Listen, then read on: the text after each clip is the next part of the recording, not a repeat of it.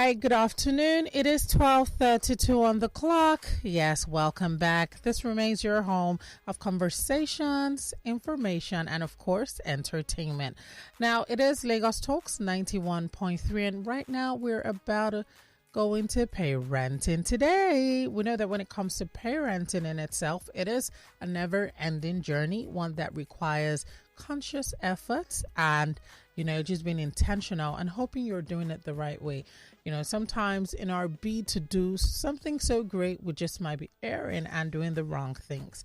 Now, with that being said, my name is Paula Chine, and when it comes to parenting, right, it is usually done fantastically with my co-host, who's not here today. However, I have someone who's amazing from her team as well.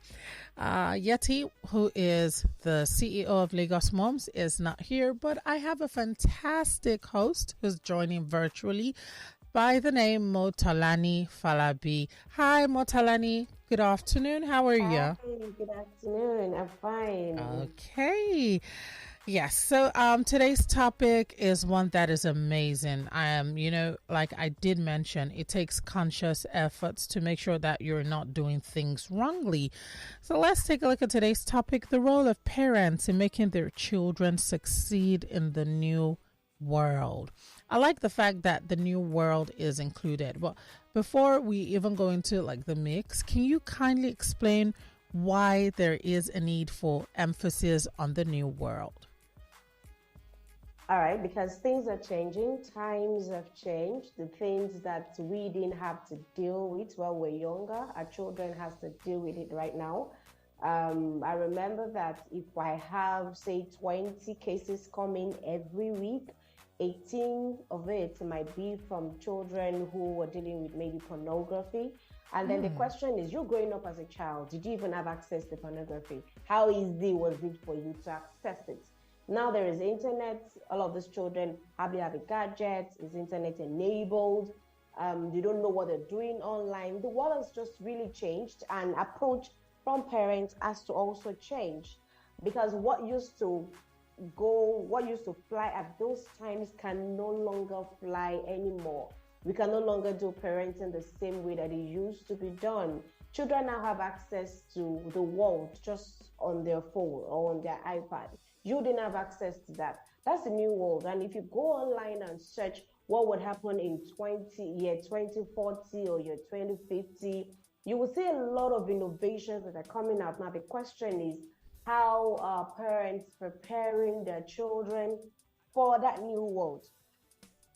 So, and those days you couldn't, a boy was a boy, a girl was a girl. Yeah, but now we have people who identify as different things. Yeah. Your child, a boy, can walk up to you and say, "Mommy, I don't feel like I'm a boy.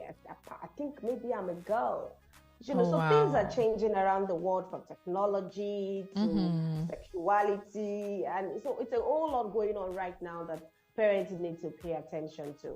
All right. Not just the whole thing of doing things. All right, thank you so much for that. Now, when it comes to the role of parent, a lot of people feel like discipline and provision is all there is to parenting. But can you just, elaborate further on the role of parents in ensuring and making their kids, or rather their children, to succeed in the new world?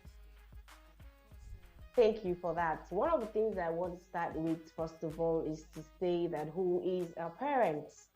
Because we often misuse that word. Is it someone that knows how to shout, or someone that knows how to beat? Is it someone that can donate a sperm, or someone that can carry pregnancy, or someone who is just paying school fees, or someone who can read maybe the holy book to the child? Really, who is a parent? And I would define a parent as someone who can discover, who can develop, and who can deploy a child in the way that the child should go, in the way that that child is solving a particular problem for humanity. And that's why we say that parenting is someone who brings forth. So what are you discovering about your child? What have you paid attention to? And I would often say that parenting, as a parent, one of your number one role is observation.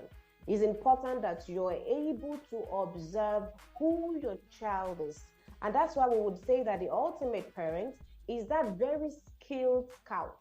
So what's the role of a scout? You must be very skilled and you must be a scout that is Okay. able to spot the identity of the child that you have. Now, when you Wow. spot the identity of that child, then you're intentionally grooming that child in Hmm. the direction that the child should go in such a way that the child consistently solve the problem that it was designed to solve in service to God and to humanity. So if you're a parent and you're not observing your child, how then can you discover the potential that the child is exhibiting? Hmm. And if you have not been able to discover, how then are you able to develop what you have not even discovered? And Hmm. it's only when you've paid attention, you're observant, that's when you're able to discover, oh, these are the traits that I've seen in this child. Because every child born is a solution to one problem of the world, right? But if you're Mm-hmm. not paying attention, if you're not observant, you're not able to discover this, the identity of the child, what the child can, be used for to solve any problem of the world, then you're not even sure how to develop that child in such a way that the ability that the child has that you have discovered is well groomed, and then you're able to then say, now go out into the world and solve the problem of the world, because that child is even not your child. You're giving, God has just given that child to you, meaning that you can't hold on to it and say, oh, it's my child, my child, my child. Your child is born to solve a problem for the world. And one of the things I find very interesting is how the Japanese raise their children. Oh, wow. I would But love the to know question, that. Is it different? yeah, Is it really there different from what is. we do here? Yes. So if every African child that we have is handed over to a Japanese parent, say for the Mm. first 12 years, what are the five traits that you likely see? They have five values. They say you need to do your best in everything that you do. They have respect for others. They work in groups. They never give up, and everyone understands their role. Now, for us in Africa, we just give birth to a child and then allow the child to grow every day. When the child misbehaves, we spank, we send the child to school, we ensure that the child is comfortable, and we think that that is all that exists to the child. That is Mm. why it looks so. People would always say, why is it that Africans don't succeed? When we're talking about global happenings, we don't see Africans there. What is happening? Why is it that when they then leave Africa and then they travel abroad, it looks like they're doing better? Because we're not intentional about scripting our people. What the Indians, the Jews, the Japanese, the Chinese, what they do differently is that they are able to predict what the end result of everybody in that nation would become. They Really? Wow. understand, yeah, they understand that this is who we want our citizens to be, right? So, and Hmm. that's what we call systems intelligence, which is powered by scripting. So what I tell parents is, how intentional are you about scripting your child for success? Do you just think it's enough to say, oh, my child is going to the best school, so that what can happen? So that your child can maybe come first or come, or have all straight A's? Is that all that exists to the child? So that Hmm. what can happen? What are the global innovations going on right now? Is your family showing up? Is Africa showing up? It's enough for us to, I think we're past that era where we're just sitting back as Africans and allowing the world rule and then hand down to us what they've created. So we are just Wow. using. And I usually would tell parents, go online and search what are the innovations that would happen in 2040. 2040 is about maybe 17 years down the line. If your children are like 10 years now, they probably be like 27. You will still be very much alive. Now, how would your children be positioned in the world at that time? What are the Hmm. innovations that will happen in 2040, 2050? Wow. How are you positioning your children? Right now, we're still talking about the internet. Oh, I'm not sure what they're doing online. They're being influenced by, TikTok videos and all of those things. We need to be intentional as parents. And that's why I would start with saying that every family needs to have a family vision. Just the same way every organization have a, as the organization's vision to say, everyone that works within this organization, this is what we believe. This is who we are as an organization. This is where we're headed. Every family needs to be able to create that, to say, what is our family vision? So as a parent, you and your spouse want to come together and say, who are we as a family? Where are we headed? Right? If we get to that destination that we want for our family, who would be the beneficiary of our vision? So it's very important that, number one, every family creates what we call a family vision. You can sit together with your spouse to do that. Then you want to determine what will be, who would every citizen in our nation be? If they say, oh, like for my family, if you say I'm from Falabi family, what is expected of everyone coming out of Falabi family? Oh, wow. What would be, yes, exactly. It is quite a huge task. It is a huge task, if I must say. It is. But wow, it's something that has to be done because we no longer want to play small. It's not just, you don't want to just raise children who are A students, so that what can happen? And then you hear it in our songs, oh, I am number one, you are number two. We're not taught to even collaborate. It's amazing to know that, the Japanese do not just, procreate, but they're mostly about the quality of individuals. Now, in our bid, we are not bad parents in Africa in the sense that it's the much that we know. But for those who are listening, I want to know how, not just providing and disciplining and saying, yeah, you know what, you're going to be a doctor, you're going to be an engineer. In terms of values and outlooks and contribution to society, service to God and mankind, can you kindly give us some idea and knowledge, more knowledge, as a matter of fact, on how we can achieve this? Yeah, number one, I talked about the fact that we need to create a family vision because it's important. This is what will drive every other thing that you're doing within the family. So that every child that comes out of your home knows that this is who we are as a family. And of course, to say that if everybody goes out, they will say, if you look at the family of what's this guy now, the fellas, you will say, oh, what are they known for? When you see anyone that comes out of that family, there is something that is common to all of them, right? To say that every time they see your child, people can say, oh, this family, this is family of the Adewales, or this is the family of the Chinedus. So it's important that you have a family vision. You predetermine the portrait of every citizen in your family, more like creating a perceptual code to say every child that comes out of this family, you could say maybe it's a royalty, or every child that comes out of this family is maybe a diplomat or an icon. It doesn't mean that you want to be very intentional with creating a curriculum that would ensure that the kind of children that you're trying to raise is achieved. And that's why I talked about scripting being very important. Now, you need to be able to create a curriculum. So if you're saying, now, this is based on what you've observed about your child, to say, oh, my child maybe has some music potential. You could say, oh, I'm trying to raise a celebrity, or I'm trying to raise an innovator. Now, you want to be intentional about creating content. So what content is required? How do I source for this content? How many subjects do I need to teach this child? Aside what is being taught in school, meaning your family needs to have a curriculum that is developed just for that everybody that exists in your family. Really? Now, how must it be served? Yes. When you because hear we're all the word, trying to raise the same kind of kids. Oh, yeah. Thank you for that. Because, normally when you hear curriculum, you're thinking within an educational institution, nothing family.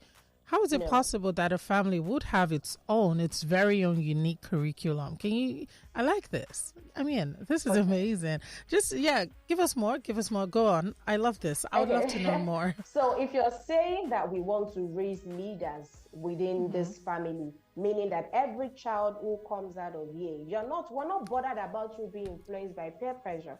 Because every child that comes out of this family understands that I'm a leader. It means that I lead everywhere.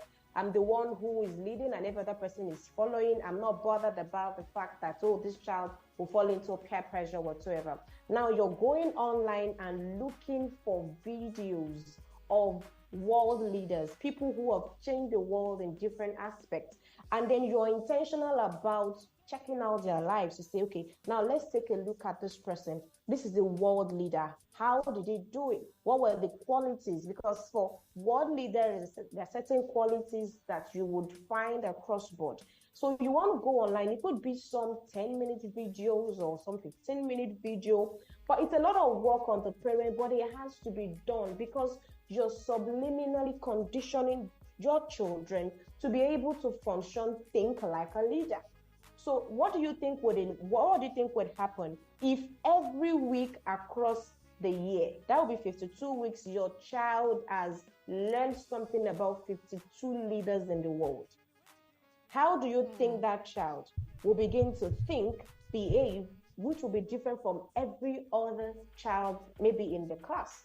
Oh, wow. Because what every other family is doing is they're focused on the physics, the maths, and all the subjects that they do in school. But you are intentional. You know, a while back, I was reading some article and I read that there's a particular college in Nigeria called Barewa College that produce a lot of the leaders that we have. We produce president for us, produce governors for us, and that there was a particular subject that was being taught at the time. That wasn't a coincidence. They were very intentional. And I'm talking about Nigeria. I'm not sure that the school still exists. It was called Barewa College. And if you're really? online and you can listen to me, you can figure this out and look at the number of presidents they produced for Nigeria and look at all the politicians that they've been able to produce from that school. What do you think they did differently? Scripting, curriculum. Now, whoever you want your child to be, if you've seen that maybe your child is showing tendencies of being a scientist, then you want to go online and look for scientists that has changed the world. What was their routine like? What was their life like?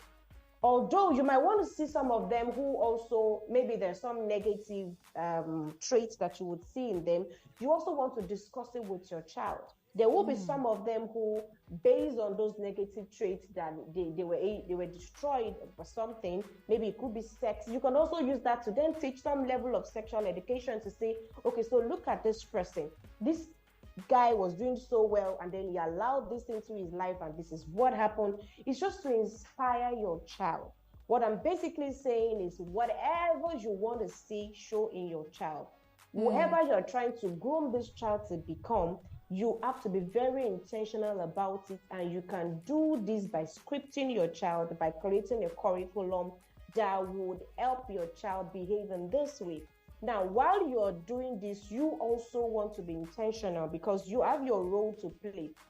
Number one, when your child is between the age of, say, 0 to 3, you must be a scout. You're paying attention. This is when you're observing the child to say, what are the traits that my child is showing forth? What are the signs? What are the signals that I'm picking from this child? Now, when your child is from the ages of age 4 to 6, you'll begin to model the values that you want to see in that child. You begin to model it to say, if you want this child to be hardworking, if you want this child to read, I hear parents say, oh, my child doesn't like to read. Mommy, your child has never seen you carry a book to read. You've not modeled it. So you say, my child is disorganized, but you come back from work, you drop your bag in this living room, you drop your shoe in the living room. Your children are seeing this. So you can't say, oh, I keep telling them, but they don't do what I tell them to do. No, oftentimes children will do as you do. They wouldn't do what you're saying. So, but there sometimes parents will say, but when I spank them, you're domesticating your children because you yourself have not modeled the right values to your child. You're saying your child is not kind to people, is not nice to people. Are you kind to the people that you live with? Your child is lying. Do you also lie? Do you tell them to lie to someone that you're not home? These are ways that you're modeling things to your children. Now, from ages 7 to 9, what are you instructing them on? What are the learnings? What are the things that you're teaching them? Based on the things that you've modeled them. So if you've modeled hardworking, if you've modeled that it's good to read, now is the way you want to begin to instruct them. And from ages 10 to 12, you are their friend. because it's expected that now you've built some level of relationship, of course, from you modeling, from you instructing. From 10 to 12 is where you're their friend, because at this point your child is beginning to, there's more self-awareness. This is where they're beginning to have some best friend in class. You want to be sure that you're also friends with your child. Relationship is very important. I hear parents, I can't be friends with my child. I'm a parent and I'm a parent. Okay, it's okay, I hear you. But I'm saying that this is super important to be the friends of your child. Yes, there will be some ground rules. You also need to be firm, but it's very important that you know what is happening in the life of your child. But how well would you do that if there is no rapport? Because I hear parents come into sessions and they say, I have a fantastic relationship with my daughter. And the daughter comes in and say, my mom thinks that we have a very good relationship, but let's leave it like that. Oh, really? I've consistently heard teenagers say this. So I'm beginning to wonder, how do parents just assume that you have a fantastic, what gave you that notion that you have a fantastic relationship with your children? Because oftentimes 8 out of 10 of these kids will say, my mom is assuming that we have a good relationship, or my dad is assuming that we have a good relationship, but it's okay. But I have a best friend somewhere, or I have someone that when things happen, I'd rather go tell that friend than tell my mom. So, but you parents will feel, oh, no, my child tells me everything. No, they're not telling you everything. They're telling you the things they know that you have the capacity to handle. Because sometimes they come home and tell you something. Oh, mommy, my friend is crushing on someone in class. And you say, at what age? And you start shouting. Now they're trying you out to see how you will react to certain things. If they were the ones. Now they know that I'm not sure that mommy has capacity to handle this information. So they will keep it away from you. And from ages 13 to 18, you are their coach, because everything you do from 19, you're supposed to just be a cheerleader. We usually would say that parenting is an 18-year curriculum. What you begin to see from age 19 is your report card. And that's why it's very important that you know your different role at the different ages of your child. You being a scout, at what point you become a model to them, at what point you become a teacher instructing, at what point you become a friend to them, at what point you become a coach. At that point is where you are asking for perspective, right? When you want to teach your child about sex or about anything, you are first of all asking them what they know about the subject. You're not just coming to teach them because you're thinking they don't know.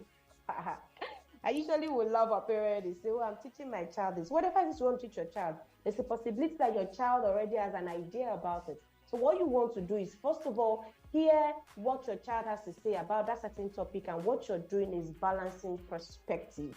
And of course, while you're teaching your children, you want to track, have they mastered what I'm teaching? If we're teaching about leadership, have they mastered it? Because if they have not, then it's important that you teach them again. So you want to put system in place to say, I have taught my child to be a leader.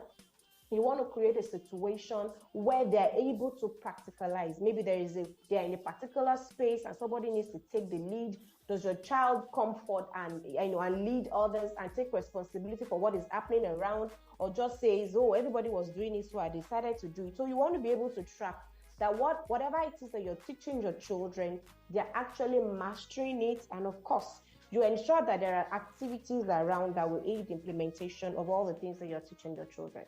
Oh, wow. Thank you for that fantastic bout of knowledge. Thank you so much. For parents who are listening, we have less than 2 minutes on the clock. However, if you want to join the conversation, kindly do so. You might have questions, which of course I'm sure Tolani will be able to field your questions. Now, if you're listening, you want to get across to us, first off, you can send us a tweet.